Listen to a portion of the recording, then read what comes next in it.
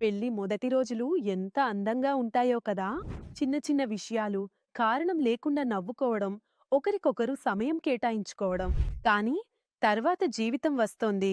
Office బాధ్యతలు, ఇంటి భారాలు, అలా అలా సంబంధాల మధ్య మౌనం అలుముకుంటుంది. నా భర్త కూడా మారిపోయారు. తప్పు కాదు, కేవలం అలసిపోయారు. ఆఫీసు నుంచి వచ్చేవారు, మొబైల్ చూస్తారు, భోజనం చేస్తారు, అంతే. ముందులా మాటల్లేవు, ఆ చిరునవ్వు లేదు, పాత ఉత్సాహం, ఆవేశం కూడా లేదు. ఇది కేవలం నా సమస్య కాదు, ఆయనకు ఇదే సమస్య అని నేనర్థం చేసుకున్నాను. ఒక విషయం నేను అప్పుడు గ్రహించాను. ఇది ఆయన తప్పు కాదు.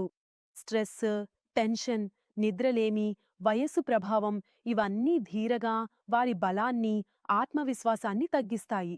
సిగ్గువల్ల వారు తమ సమస్యను చెప్పుకోలేరు కూడా. ఒకరోజు నేను నాకే అనుకున్నాను, నేనాయనకు తోడుగా నిలబడకపోతే మరెవరు నిలబడతారు?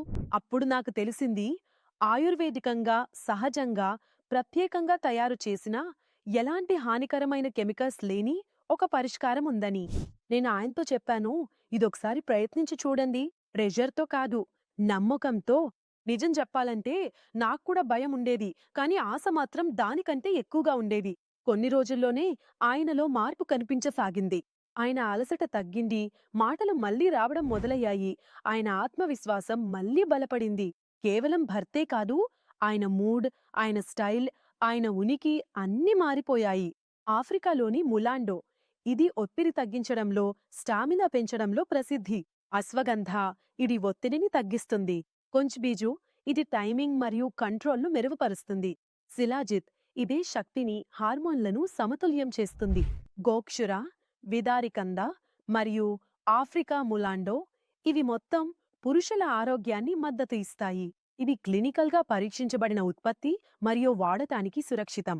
ఈ రోజు నేను వెనక్కి చూసినప్పుడు మన సంబంధం ఎప్పుడూ బలహీనంగా ఉందని అనిపించదు. కేవలం అలసిపోయిందంటే. శరీరానికి బలమొస్తే సంబంధాల్లో కూడా మళ్ళీ వేడొస్తుంది.